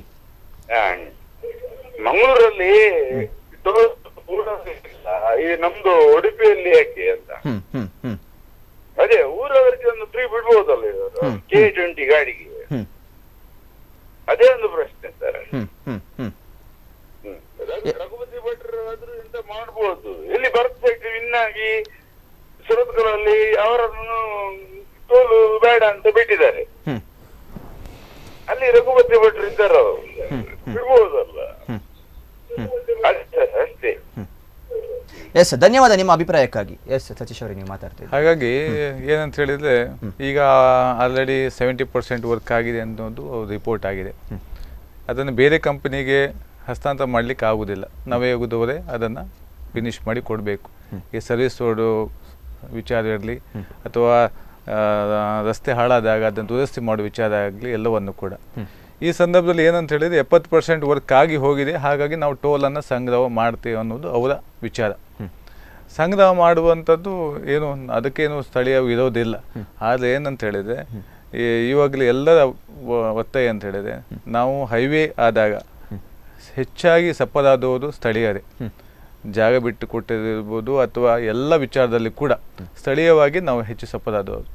ಹಾಗಾಗಿ ಸ್ಥಳೀಯವಾಗಿ ಏನು K20 ಗಾಡಿಗಳಿಗೆ ಆಯಾ ಟೋಲಿಗೆ ಸಂಬಂಧಪಟ್ಟ ಹಾಗೆ ಈಗ ಮ್ಯಾಂಗ್ಳೂರಿಗೆ ಹೋದಾಗ ಅಲ್ಲಿ ಸೋತ್ಕಲ್ನಲ್ಲಿ K19, ಇಲ್ಲಿಗೆ ಪಡುಬಿದ್ರಿ ಮತ್ತು ನಮ್ಮ ಇಲ್ಲಿ ಶಾಸ್ತಾನದಲ್ಲಿ K20 ಬರ್ತದೆ. ಆ ಗಾಡಿಗಳಿಗೆ ಅಲ್ಲಿ ಬರುವಂಥ ಸಾರ್ವಜನಿಕರಿಗೆ ಅದು ಹೇಳಿದಾಗೆ ಯೆಲ್ಲೋ ಬೋರ್ಡ್ ಮತ್ತು ವೈಟ್ ಬೋರ್ಡ್ ಇಬ್ಬರಿಗೂ ಅದನ್ನು ಸಮಾನವಾಗಿ ವ್ಯವಸ್ಥೆ ಮಾಡಿದರೆ ಖಂಡಿತವಾಗಿ ಒಂದು ಒಳ್ಳೆಯ ಒಂದು ಸಹಾಯ. ಯಾಕೆಂದರೆ ಸ್ಥಳೀಯವಾಗಿ ಅವರನ್ನು ಹೆಲ್ಪನ್ನು ತಗೊಂಡಿರ್ತಾರೆ ನವಯುಗದವರು ರಸ್ತೆಗಳು ಮಾಡಿರುವಾಗ. ಹಾಗಾಗಿ ಅದನ್ನು ಬಿಟ್ಟಿದ್ರೆ ಒಳ್ಳೆಯದಿತ್ತು. ಅದನ್ನು ಬಿಟ್ಕೊಂಡು ಅವರಿಗೆ ಹಣ ಮಾಡೋದೇ ಒಂದು ಉದ್ದೇಶ. ಯಾಕಂದರೆ 30 ವರ್ಷ ಈಗ ಮೇ ಬಿ ಹೆಚ್ಚು ಬಹುಶಃ ದಿನಕ್ಕೆ 16 ಲಕ್ಷ ಟೋಲ್ ಕಲೆಕ್ಷನ್ ಆಗ್ತಾಯಿದೆ ಅಂತ ಸುದ್ದಿ ಅಲ್ಲ 16 ಲಕ್ಷ. ನೀವು ತಿಳ್ಕೊಳ್ಳಿ 30 ವರ್ಷದಲ್ಲಿ ಅದು ಪ್ರಮಾಣ ಎಷ್ಟಾಗ್ಬೋದು. ಈಗ ಲಾಸ್ ಅಂತ ಹೇಳಿದರೆ ಆ ಲಾಸನ್ನು ಎಷ್ಟು ಕವರ್ ಮಾಡಿಕೊಂಡು ಎಷ್ಟು ಲಾಭ ಆಗ್ಬೋದು. ರಾಜೇಶ್ ಕಾವೇರಿ ಹೇಳಿದಾಗೆ ಇದು ಹಣವನ್ನು ಲೂಟಿ ಮಾಡಲಿಕ್ಕೆ ಕೊಳ್ಳೆ ಹೊಡೆದಕ್ಕೋಸ್ಕರನೇ ಬಂದಂಥ ಕಂಪನಿಯ ಅಥವಾ ನಮ್ಮ ಸಾರ್ವಜನಿಕರ ಸಹಭಾಗಿತ್ವವನ್ನು ಎಷ್ಟು ನಾವು ತಾಳ್ಮೆಯಿಂದ ಎಲ್ಲ ಸಹಕಾರ ಕೊಟ್ಕೊಂಡು ನಮ್ಮ ಜಾಗವನ್ನು ಕಳ್ಕೊಂಡು ನಮ್ಮ ಮನೆಯನ್ನು ಕಳ್ಕೊಂಡು ನಮ್ಮ ಬಿಲ್ಡಿಂಗನ್ನು ಕಳ್ಕೊಂಡು ನಾವು ರಸ್ತೆಗೆ ಜಾಗವನ್ನು ಬಿಟ್ಟುಕೊಟ್ಟಿದ್ದೇವೆ. ಅದಕ್ಕೆ ಸ್ವಲ್ಪವೂ ಕೂಡ ಅದಕ್ಕೆ ಬೆಲೆ ಇಲ್ವಾ ಅಥವಾ ಅದಕ್ಕೆ ಸಹಾನುಭೂತಿ ಇಲ್ವಾ? K20ಗಳಿಗೆ ಈ ಭಾಗದಲ್ಲಿ ಬಿಟ್ಬಿಟ್ಟಿದ್ರೆ ನಮ್ಮ ಸಂಪೂರ್ಣ ಸಹಕಾರ. ಈಗ ನಾವು ಸರ್ವಿಸ್ ರೋಡನ್ನ ಹೆಚ್ಚು ಬಹುಶಃ ಇನ್ನೂ ಕೂಡ ಸಮಯನ ಕೊಡ್ತಿದ್ವೇನೆ ಹೆಚ್ಚು ಬಹುಶಃ ಸರ್ವಿಸ್ ರೋಡ್ ಮಾಡಲಿಕ್ಕೆ. ಯಾಕಂದರೆ K20ಗಳ ಬಿಟ್ಟಿದ್ರೆ ನಾವು ಕೂಡ ಹೆಚ್ಚು ಸಮಯನ ಕೊಡುವಂಥ ಅವಕಾಶ ಇತ್ತು.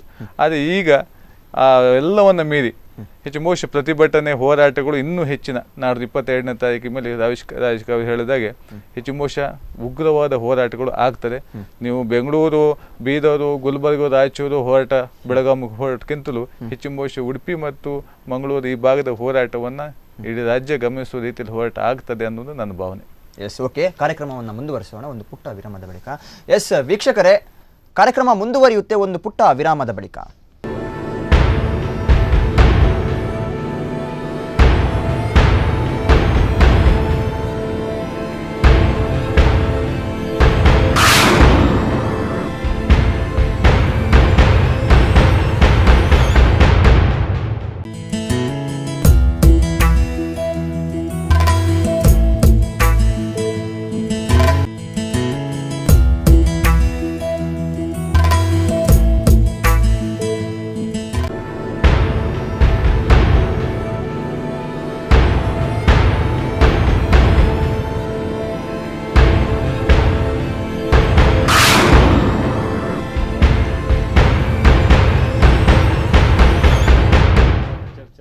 ಎಸ್ ವೀಕ್ಷಕರೇ, ವಿರಾಮದ ಬಳಿಕ ಮತ್ತೆ ನವಯುಗ ವರ್ಸಸ್ ಸ್ಥಳೀಯರು ವಿಶೇಷ ಕಾರ್ಯಕ್ರಮಕ್ಕೆ ನಿಮಗೆಲ್ಲ ಸ್ವಾಗತ. ಈಗ ನಾವು ಮಾತಾಡ್ತಿದ್ವಿ ನಮ್ಮ ಅತಿಥಿಗಳೊಂದಿಗೆ.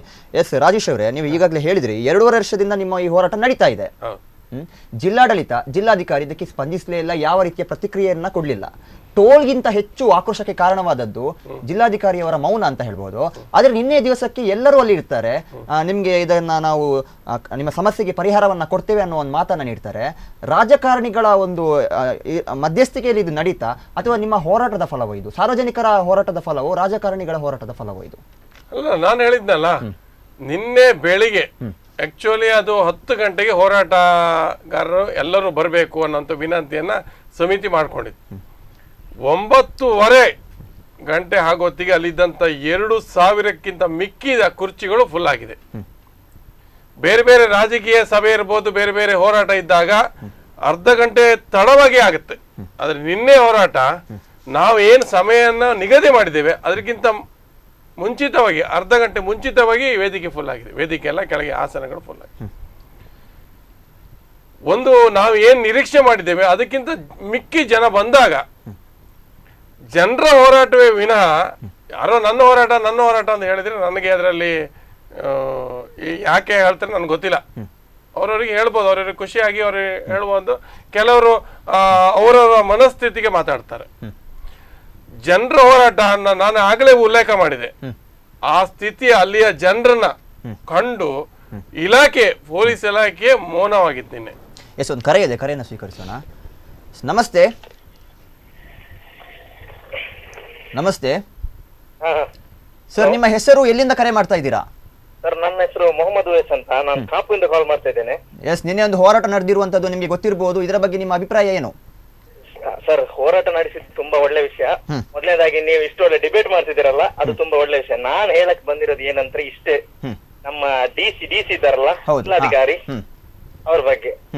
ಏಕೆಂದ್ರೆ ಅವ್ರು ನಮ್ಮ ಉಡುಪಿ ಜಿಲ್ಲೆ ಕಾಲಿಟ್ಟಾಗೆ ನಮ್ಗೆ ದರಿದ್ರ ಸ್ಟಾರ್ಟ್ ಆಗಿದೆ. ಹೇಳ್ಬೇಕಂದ್ರೆ ಅವರೊಂದು ನಮ್ಮ ಉಡುಪಿ ಜಿಲ್ಲೆಗೆ ದರಿದ್ರ ಡಿಸಿ ಅವರು. ಹೊಯ್ಗೆ ವಿಚಾರದಲ್ಲಿ ಏನು ಇದಿಲ್ಲ ಅವ್ರಿಗೆ ಅಲ್ಲೆಲ್ಲ ನಾಟಕ ಕೂಡ ಮಾಡಿ ತೋರಿಸಿ ಆಯ್ತು. ಟೋಲ್ ವಿಷಯದಲ್ಲಿ ಅವ್ರಿಗಂದ್ರೆ ನಮ್ಮದು ಅಂದ್ರೆ ಒಂದು ಪಾಪದವರಿಗೆ ಕರುಣ ತೋರಿಸಿದಂತ ಅವರ ಇದೆಲ್ಲ ಬರುದೇ ಇಲ್ಲ. ಅವ್ರಿಗೆ ಅಂತ ಆದ್ರೆ ಒಟ್ರೆ ದುಡ್ಡಿರುವವರೇ ಅವ್ರಿಗೆ ಮೇಲೆ ಹೋಗ್ಬೇಕು. ಪಾಪದವರು ಯಾರು ಮೇಲೆ ಬರಲಿಕ್ಕೆ ಅವ್ರಿಗೆ ಇದೇ ಇಲ್ಲ. ನಮ್ದೊಂದು ದರಿದ್ರ ಡಿಸಿ ಅಂತಾನೆ ಹೇಳ್ಬೋದು ಅವರು. ಈ ಟೋಲ್ ಅನ್ನೋದು ಒಂದು ಹಗಲು ದರೋಡೆ ಸರ್, ಎಸ್ಪೆಷಲಿ ಉಡುಪಿಯವರಿಗೆ. ಹಗಲು ದರೋಡೆ ಅಂದ್ರೆ ನಾವು ಒಮ್ಮೆ ಆಚೆ ಕುಂದಾಪುರ ಆಚೆ ಹೋಗುವಾಗ ಒಮ್ಮೆ ಕಟ್ಟಬೇಕು, ನಾವು ಒಮ್ಮೆ ಮಂಗಳೂರು ಆಚೆ ಹೋಗುವಾಗ 2 ಸಲ ಕಟ್ಟಬೇಕು. ಸುರತ್ಕಲ್ ಅವರದ್ದು ತಲೆಬಿಸಿಲ್ಲ ಸರ್, ಅವರ ಊರಿನವರಿಗೆ ಅವರು ಫುಲ್ ಫ್ರೀ ಕೊಡ್ತಾ ಇದ್ದಾರೆ. ಈಗ ಎಂತಾಗಿದೆ ಅಂದ್ರೆ ಉಡುಪಿಯವರಿಗೆ ತುಂಬಾ ಟೋಲ್, ಅದಂದ್ರೆ ಹಗಲು ದರೋಡೆ ಸರ್. ಇವರು ಡಿಸಿ ಅವರು ಇಲ್ಲಿ ಬಂದು ಕುತ್ಕೊಳ್ಳೋದಕ್ಕಿಂತ ಇವರು ಮನೆಯಲ್ಲಿ ಕುತ್ಕೊಳ್ಬಹುದಲ್ಲ. ಎಲ್ಲರ ಕಷ್ಟ ಅರ್ಥ ಮಾಡಿಕೊಳ್ಳೋ ಇಂಥ ಡಿಸಿ ಅವರು ಯಾಕೆ ಇವರಿಗೆ ಎಲ್ಲಿಯಾದ್ರೂ ಕತ್ತೆ ಕಾಯ್ಬಹುದಲ್ಲ, ಇವರಿಗೆ ನಾಚಿಗಿಲ್ಲದವರಿಗೆ ಅವ್ರಲ್ಲಿ ಎಲ್ಲಿಯಾದ್ರೂ. ಅದೇ ಸರ್ ನಮ್ಗೆ ಇದೆ ಟೋಲು ಮತ್ತೆ ನಮ್ಮ ಊರಿಗೆ ಹೊಯ್ಗೆ. ಇವರು ಆಗ್ಲಿಲ್ಲ ಅಂತಂದ್ರೆ ಹೋಗ್ಲಿ, ಕೆಲಸ ಬಿಟ್ಟು ಹೋಗ್ಲಿ, ಇವರು ಬೇರೆ ಎಲ್ಲಿಯಾದ್ರೂ ಕೆಲಸ ಮಾಡ್ಲಿ, ಉಡುಪಿ ಜಿಲ್ಲೆಗೆ ಬೇಡ ಸರ್. ನಮ್ಮ ಸಂಸದರು ಯಾರೇ ಆಗ್ಲಿ ಸರ್, ಒಳ್ಳೆ ಇದ್ ಮಾಡಿದ್ದಾರೆ. ನಮ್ಮ ರಘುಪತಿ ಭಟ್ ಅವರೆಲ್ಲ ತುಂಬಾ ಒಳ್ಳೆ ಕೆಲಸ ಮಾಡಿದ್ದಾರೆ ಸರ್. ಆದ್ರೆ ಅವರಿಗಿರುವಷ್ಟು ಒಂದು ಚಿಕ್ಕ ಕೂಡ ಇವರು ನಮ್ಮ ಡಿಸಿಗೆ ಇಲ್ಲ ಅಂತಂದ್ರೆ ಅದು ನಾಚಿಕೆ ಸರ್, ತುಂಬಾ ನಾಚಿಕೆ ಅದು. ಹಾಗಾದ್ರೆ ನಿಮ್ಮ ಪ್ರಕಾರ ಜಿಲ್ಲಾಡಳಿತ ಇದಕ್ಕೆ ನೇರ ಹೊಣೆ ಅಂತ ಹೇಳ್ಬೋದು, ಈ ಎಲ್ಲಾ ಸಮಸ್ಯೆಗಳು ಅವರೇ ನೇರ ಹೊಣೆ, ಬೇರೆ ಯಾರು ಹೊಣೆ? ಜಿಲ್ಲೆಯಲ್ಲಿ ಜಿಲ್ಲಾಧಿಕಾರಿ ಬಿಟ್ಟರೆ ಪವರ್ ಬಿಟ್ಟರೆ ಬೇರೆ ಯಾರು? ಎಸ್ ಪಿ ಅವ್ರಿಗೆ ಏನು ಅದರ ಮೇಲೆ ಇದು ಮಾಡ್ಲಿಕ್ಕೆ ಆಗುದಿಲ್ಲ ಸರ್. ಎಸ್ ಪಿ ಅವರೆಲ್ಲ ಅವರ ಕೆಲಸ ತುಂಬಾ ಚೆನ್ನಾಗಿ ಮಾಡ್ತಿದ್ದಾರೆ. ಇದು ನೇರವಾಗಿ ಹೋಗುದು ಜಿಲ್ಲಾಡಳಿತಕ್ಕಲ್ಲ. ಇವರೆಂತ ಕಣ್ಣು ಕೊಡ್ತಾ ಇದ್ದಾರೆ ಇವರು? ಇವ್ರಿಗೆಂತ ಅಷ್ಟು ಅಕ್ಕಲಿಲ್ವಾ ಸರ್ ಇವರಿಗೆ? ಈಗ ಇಂಥ ನಾಚಿಕೆತ ಯಾಕೆ ಡಿಸಿ ಆಗಬೇಕು? ಎಸ್, ಧನ್ಯವಾದ ಸರ್ ನಿಮ್ಮೆಲ್ಲ ಅಭಿಪ್ರಾಯಕ್ಕಾಗಿ. ಸರ್, ಈಗಾಗಲೇ ನಾವು ಮಾತಾಡ್ತಿದ್ವಿ, ಜನರು ತುಂಬ ಆಕ್ರೋಶದಿಂದ ಮಾತಾಡ್ತಿದ್ದಾರೆ. ಯಾಕಂದರೆ ತುಂಬ ನೋವು ಕೂಡ ಅನುಭವಿಸಿದ್ದಾರೆ ಎಲ್ಲ ಜನರು ಕೂಡ, ಆ್ಯಂಬುಲೆನ್ಸಲ್ಲಿ ಹೋಗೋರಾಗಿರ್ಬೋದು, ಸ್ಥಳೀಯರಾಗಿರ್ಬೋದು. ಇನ್ನೊಂದು ಮಾತು ಏನಿದೆ ಅಂದರೆ, ಕೊನೆಗೆ ಪ್ರವಾಸಿ ಮಂದಿರದಲ್ಲಿ ಮಾತುಕತೆ ನಡೆದಿತ್ತು, ನೀವು ಅಲ್ಲಿ ಹೋಗಿದ್ರಿ ಅನ್ನೋ ಒಂದು ಮಾಹಿತಿ ಇದೆ. ಏನು ಮಹತ್ತರ ಬೆಳವಣಿಗೆಯಲ್ಲಿ ನಡೆಯಿತು, ನಂತರ ಬಂದು ನಮ್ಮ ಸಂಸದೆ ಹೇಳ್ತಾರೆ ಉಚಿತ ಇದಕ್ಕೆ ಒಪ್ಕೊಂಡಿದ್ದಾರೆ ನವಯುಗ ಕಂಪನಿಯವರು ಅಂತ. ಆದರೆ ಇವತ್ತು ಕೂಡ ದೂರುಗಳು ಕೇಳಿ ಬರ್ತಾ ಇದೆ, ಅದನ್ನು ಅವರ ಒಪ್ಕೊಳ್ಳಿಲ್ಲ, ಇವತ್ತು ಕೂಡ ಸಂಗ್ರಹ ಆಗ್ತಾ ಇದೆ ಟೋಲ್ ಅಂತ. ನಿನ್ನೆ ಹೋರಾಟದ ಉದ್ದೇಶ ಏನಿದೆ ಅಂತ ಹೇಳಿದ್ರೆ, ಎಲ್ಲರೂ ಬರೋದಿದ್ರೆ ನವಯುಗ ಸಂಸ್ಥೆಯವರು ಇರ್ಬೋದು, ಜಿಲ್ಲಾಧಿಕಾರಿ ಇರ್ಬೋದು, ಪೊಲೀಸ್ ವರಿಷ್ಠಾಧಿಕಾರಿ ಇರ್ಬೋದು, ನಾವಿದ್ದಂಥ ವೇದಿಕೆ ಬರಬೇಕನ್ನುವಂಥದ್ದು ನಮ್ಮ ಆಲೋಚನೆ ಇತ್ತು. ಅಲ್ಲಿ ಹೋರಾಟಗಾರರ ನಾವೊಂದು ಸಮಿತಿ ಮಾಡ್ಕೊಂಡಿದ್ದೇವೆ, ಆದ್ರೆ ಅಲ್ಲಿ ಬಂದಂತ ಜನರು ಅವರೆದುರಿಗೆ ತೀರ್ಮಾನ ಆಗಬೇಕಾಗಿ ನಾವು 12:30 1 ಗಂಟೆವರೆಗೆ ಅದನ್ನೇ ಹೇಳಿದ್ದು. ಬೇರೆ ಬೇರೆಯವರು ಮಾತಾಡ್ತಾ ವೇದಿಕೆಯಲ್ಲಿ ಇದ್ದವರು ಸಹ ಅದನ್ನೇ ಹೇಳಿದ್ದು. ಆದ್ರೆ 1-1/4 ಗಂಟೆಗೆ ನಮ್ಮ ಲೋಕಸಭಾ ಸದಸ್ಯರು ಮಾತಾಡ್ತಾ ಹೀಗೆ ಹೇಳಿಬಿಟ್ರು. ಈಗ ಇನ್ನೊಂದು ಸ್ವಲ್ಪ ಹೊತ್ತಲ್ಲೇ ಉಡುಪಿ ಹೈಬೇಯಲ್ಲಿ ಎಸ್ ಪಿ ಅವರು ಮತ್ತೆ ಜಿಲ್ಲಾಧಿಕಾರಿ ಇದ್ದಾರೆ, ಸಂಸ್ಥೆಯೂ ಇದೆ, ತಾವು ಇಲ್ಲಿನ ಹೆದ್ದಾರಿ ಸಮಿತಿಯವರು ಒಂದು 5-6 ಜನ ಬರಬೇಕು, ಅಲ್ಲಿ ತೀರ್ಮಾನ ಆಗತ್ತೆ, ಒಪ್ಕೊಂಡಿದ್ದಾರೆ ಅನ್ನುವಂಥದ್ದು ಅವ್ರು ಹೇಳಿ ಹೋದ್ರು. ಅವ್ರು ನಾವು ತುಂಬಾ ಒಂದು 5-10 ನಿಮಿಷವರೆಗೆ ಹೋಗ್ಲಿಕ್ಕೆ ಆಲೋಚನೆ ಮಾಡ್ಲಿಲ್ಲ. ಯಾಕಂದ್ರೆ ಹೋರಾಟಗಾರರು ಜನರೇ ಇಲ್ಲಿದ್ದಾರೆ, ಅವ್ರನ್ನ ಬಿಟ್ಟು ನಾವೇ ಯಾಕೆ ಹೋಗ್ಬೇಕಲ್ಲಿ? ಜನರ ಸಮ್ಮುಖದಲ್ಲಿ ಇದು ಜನರ ಸಮ್ಮುಖದಲ್ಲಿ ಆಗ್ಬೇಕು, ಏನಾದ್ರೂ ತೀರ್ಮಾನ ಜನರ ಸಮ್ಮುಖದಲ್ಲಿ ಆಗ್ಬೇಕು. ಆದ್ರೆ ಕೆಲವು ಒತ್ತಡದ ಮೇಲೆ ಹೋಗಿದ್ದೇವೆ. ಹೋಗಿ ನೋಡುವಾಗ ಅಲ್ಲಿಯ ವಾತಾವರಣ ನೋಡಿದ್ರೆ ನನಗೆ ಹೇಳಲಿಕ್ಕೆ, ಇವತ್ತು ನಿಮ್ಮ ಮುಂದೆ ಹೇಳಲಿಕ್ಕೆ ನನಗೆ ಬೇಜಾರಾಗತ್ತೆ. ನವಯುಗ ಸಂಸ್ಥೆಗೆ ಒಂದು ಕೈ ಮುಗಿದು ಬೇಡುವಂತ ಸ್ಥಿತಿಯಲ್ಲಿ ಇದ್ದಾರೆ ಇವರೆಲ್ಲ. ನವಯುಗ ಸಂಸ್ಥೆ ಅಲ್ಲಿಂದ ಬಂದು ದುಡ್ಡು ಮಾಡ್ಲಿಕ್ಕೆ ಬಂದದ್ದು. ಆ ಸಂಸ್ಥೆಗೆ ಎಚ್ಚರಿಕೆ ಕೊಡ್ಬೇಕೆ ವಿನ, ನೋಡಿ ನಾವೆಲ್ಲ ಮಾತಾಡ್ತೇವೆ, ಅಲ್ಲಿ ಭಾಷಣದಲ್ಲಿ ಮಾತಾಡುತ್ತೇವೆ, ನಾವು ಸಮಿತಿಯವರು ವಿನಂತಿ ಮಾಡ್ಕೊಳ್ತೇವೆ, ಶಬ್ದದ ಅರ್ಥವನ್ನು ತಿಳ್ಕೊಳ್ಳಿ. ಅಲ್ಲಿ ಕೂತಂತ ಜನರು ಆಗ್ರಹ ಮಾಡ್ತಾರೆ, ನಮ್ಗೆ ಬೇಕೇ ಅನ್ನುವಂತ ಆಗ್ರಹ, ವಿನಂತಿ ಎರಡು ಬೇರೆ ಬೇರೆ ಶಬ್ದ ಇದ್ರೆ ಅರ್ಥ ಬೇರೆ ಆಗತ್ತೆ. ಜನಪ್ರತಿನಿಧಿಗಳು MLA ಇರ್ಬೋದು, MP ಇರ್ಬೋದು, ಆರ್ಡರ್ ಮಾಡ್ಬೇಕಾಗತ್ತೆ. ಅವರು ಜಿಲ್ಲಾಡಳಿತ ಅದಕ್ಕಿಂತ ಮೇಲಿದ್ದವರು, ಅವರು ಆದೇಶ ಮಾಡ್ಬೇಕಾಗತ್ತೆ. ಆದೇಶ, ವಿನಂತಿ, ಆಗ್ರಹ ಬೇರೆ ಬೇರೆ ಅರ್ಥ ಇದೆ. ಇವರು ಎಲ್ಲರೂ ಅಲ್ಲಿ ಆ ನವಯುಗ ಸಂಸ್ಥೆಗೆ ಕೈ ಮುಗಿದು ಬೇಡುವ ಸ್ಥಿತಿಯಲ್ಲಿದ್ರೆ ಶಾಸ್ತಾನ ಟೋಲ್ ಇರ್ಬೋದು, ಹೆಜ್ಮಾಡಿ ಟೋಲ್ ಯಾಕೆ ಫ್ರೀ ಬಿಡ್ತಾರೆ ಅವರು? ನೋಡಿ, ನೀವು ಇಲ್ಲಿ ಕೆಲಸ ಮಾಡ್ತಿದ್ದೀರಿ, ನಿಮಗೆ ಈ ಜಿಲ್ಲೆಯ ಜನರ ಸಹಕಾರ ಬೇಕು, ಈ ಜನರಿಗೆ ನೀವು ಫ್ರೀ ಕೊಡಬೇಕು, ಇಂಥದನ್ನ ಆದೇಶ ಮಾಡಬೇಕಾಗಿದೆ. ನನಗೆ ಗೊತ್ತಿಲ್ಲ, ಆದೇಶ ಆಗಲಿಲ್ಲ. ಅಲ್ಲಿ ಒಂದು ಅರ್ಧ ಮುಕ್ಕಾಲು ಗಂಟೆ ಚರ್ಚೆ ಆಗ್ತಾ ಇದೆ. ಶಾಸ್ತಾನ ಟೋಲ್ ಅಲ್ಲಿ ಜನ ಗೊಬ್ಬೆ ಹೊಡಿತಿದ್ದಾರೆ.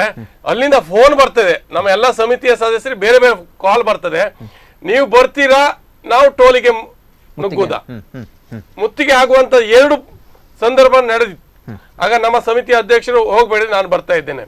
ನಾವು ಅಲ್ಲಿ ಕೂತವ್ರು ಹೇಳ್ತೇವೆ, ನೀವು ನಮಗೆ ಇನ್ನೊಂದು 2 ನಿಮಿಷದಲ್ಲಿ ನಮ್ಗೆ ಏನಂತ ಹೇಳಿದ್ರಿ, ನಾವು ಎದ್ದು ಹೋಗ್ತೇವೆ. ನಮ್ಮ ಜನ ಕಾಯ್ತಾ ಇದ್ದಾರೆ, ಜನರನ್ನ ಕಾಯಿಸ್ಲಿಕ್ಕೆ ನಾವು ಇಚ್ಛೆ ಪಡೋದಿಲ್ಲ, ನೀವು ನಿಮ್ಮ ಉತ್ತರವನ್ನ ಮತ್ತೆ ಕೊಡಿ ಅನ್ನುವಂಥದ್ದು ಹೇಳಿದ್ರ ಮೇಲೆ ನಾವು ಎದ್ಕೊಂಡು ಬರುವ ಸ್ಥಿತಿ ಆದ್ಮೇಲೆ ಆಯ್ತಾಯ್ತು ಮಾತಾಡೋ ಅಂತ ಹೇಳಿದ್ರೆ ಎದ್ದು ಹೋದ್ರು. ಇಲ್ಲಿ ನಾವು ಬಂದು ಇಲ್ಲಿ ಚರ್ಚೆ ಮಾಡಿ ನಾವು ಬಂದು ಮೈಕಲ್ ಹಾಗೆ ಹೇಳಿದ್ದು, ನೋಡಿ ಹೀಗೀಗ ಆಗಿದೆ, ಇನ್ನೊಂದು 10-15 ನಿಮಿಷದಲ್ಲಿ ಇಲ್ಲಿ ಬಂದಂತ ಎಲ್ಲ ಭಾಷಣ ಮಾಡಿ ಹೋದಂತ ಜನಪ್ರತಿನಿಧಿಗಳು ವಾಪಸ್ ಬರ್ಬೇಕು. ಅವರು ಬಂದು ಏನಂತ ಹೇಳ್ಬೇಕು, ಇಲ್ಲ ನಮ್ಮ ತೀರ್ಮಾನವನ್ನು ನಾವು ತಗೊಳ್ತೇವೆ. ಬಹುಶಃ 4 ಗಂಟೆ ಹೊತ್ತಿಗೆ ನಾವು ಟೋಲಿಗೆ ನಾವಂದ್ರೆ ಇದ್ದ ಜನರೆಲ್ಲ ಮುತ್ತಿಗೆ ಆಗುವಂತ ಸಂದರ್ಭ ಬಂದ್ರು. ಇವರೆಲ್ಲ ಬಂದು ಈ ರೀತಿಯ ಮಾತನ್ನು ಹೇಳಿದ್ರು, 5 ಕಿಲೋಮೀಟರ್ ಕೊಡ್ತೇವೆ, ಕೋಟ ಜಿಲ್ಲಾ ಪಂಚಾಯತಿ ವ್ಯಾಪ್ತಿ, ಕುಂದಾಪುರ ಸೈಡ್ ಇರ್ಬೋದು, ಉಡುಪಿ ಸೈಡ್ ಈ ವ್ಯಾಪ್ತಿಯವರಿಗೆ ಬಿಡ್ತೇವೆ, ಫ್ರೀ ಬಿಡ್ತೇವೆ ಅನ್ನುವಂಥ ಮಾತು ಹೇಳಿದ್ರು. ಟೋಲಿಗೆ ಮುತ್ತಿಗೆ ಹಾಕುವಂತ ಸಂದರ್ಭ ನಡೆದೋಯ್ತು. ಆದ್ರೆ ಅಲ್ಲಿ ಇದ್ದಂತ ಸಮಿತಿಯ ಅಧ್ಯಕ್ಷರು ಸೇರಿ ಎಲ್ಲ ಸದಸ್ಯರು ಇದನ್ನ ಒಪ್ಕೊಳ್ಳಿಲ್ಲ. ಮುಂದಿನ ಹೋರಾಟಕ್ಕೆ ನಾವು ಹೊಣೆ ಆಗ್ತಿದ್ದೇವೆ. ಹಾಗಾದ್ರೆ ಇದಕ್ಕೆ ಪರಿಹಾರ ಪ್ರತಿಭಟನೆ ಮಾತ್ರ ಹಾಗಾದ್ರೆ ಪರಿಹಾರ ಅಲ್ಲ, 2.5 ವರ್ಷಗಳಿಂದ ವಿನಂತಿಗಳು, ರಿಕ್ವೆಸ್ಟ್ಗಳು, ಮತ್ತೊಂದು ಕೋಟಾ ಸ್ಟೇಷನ್ಗೆ ಮಾಬೋಕಳದಿಂದ ಸುಮಾರು 15 ದಿವಸಗಳ ಹಿಂದೆ ಕೋಟಾ ಪೊಲೀಸ್ ಸ್ಟೇಷನ್ಗೆ ಮಾಬೋಕಳದಿಂದ 7 ಕಿಲೋಮೀಟರ್ ಪಾದಯಾತ್ರೆ ಮಾಡಿ ಸುಮಾರು 500ರಿಂದ ಜಾಸ್ತಿ ಸಂಖ್ಯೆಯ ಅಲ್ಲಿನ ನೊಂದಂತ ಮನಸ್ಸುಗಳು ಪಾದಯಾತ್ರೆ ಮಾಡಿ ಹೋಗಿ ನಮಗೆ ರಕ್ಷಣೆ ಕೊಡಿ ಅಂತ ಕಾಲು ಇಡುವಂತ ಸ್ಥಿತಿಯಲ್ಲಿ ನಾವಿದ್ದೇವೆ, ಹೋಗಿದ್ದೇವೆ, ಪತ್ರಿಕೆಲ್ಲ ಬಂದಿದ್ದೇವೆ.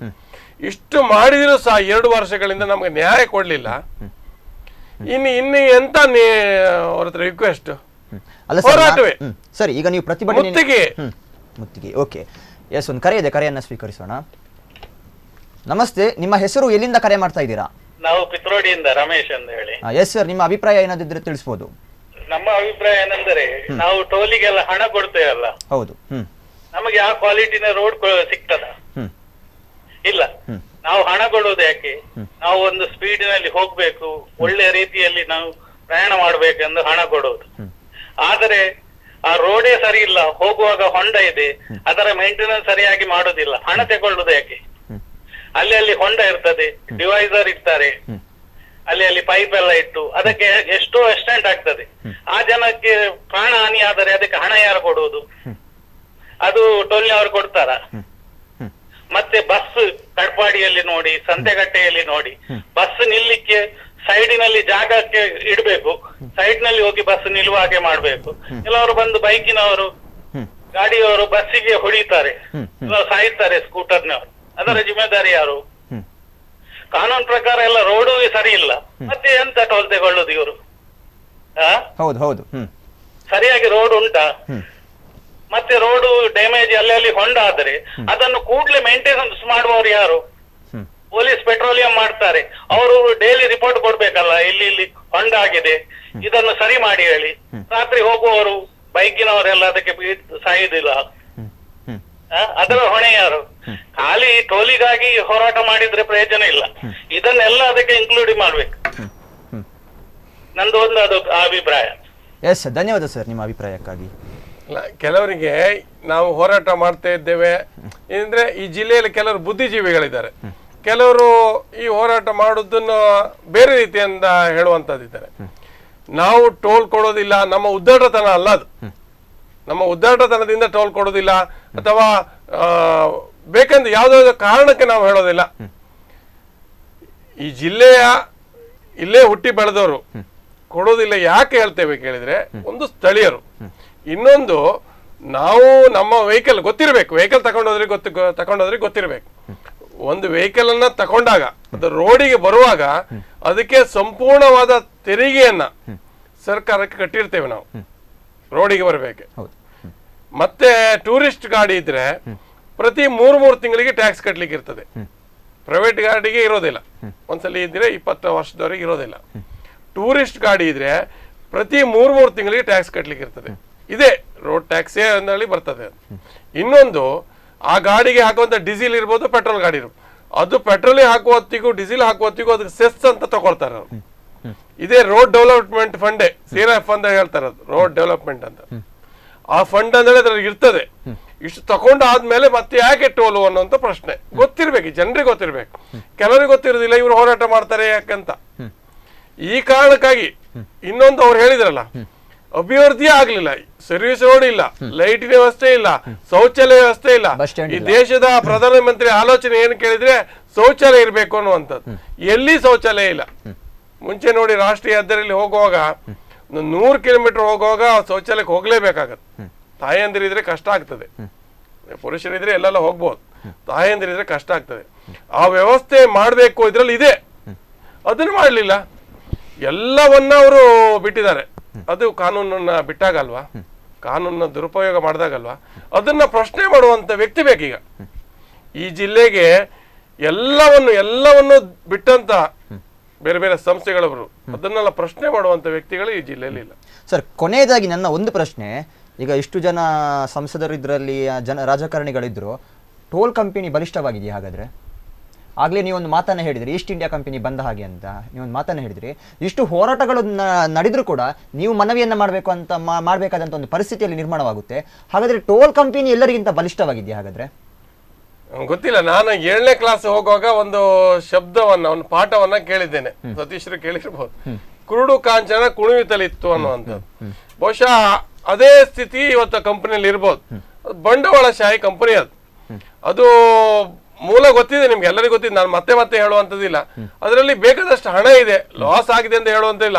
ಬಹುಶಃ ಇವತ್ತು ಈ ಜಿಲ್ಲೆಯಲ್ಲಿ ಉದ್ಯಮ ಬೇರೆ ಬೇರೆ ವ್ಯವಹಾರ ಮಾಡಿದವರು ಎಲ್ಲ ಲಾಸ್ ಆಗಿದ್ದಾರೆ. ಆ ಲಾಸ್ ಆಗಿದೆ ಅಂತ ಹೇಳಿ ಯಾರು ತೆಗೆದು ಕೊಟ್ಟಿದ್ರ?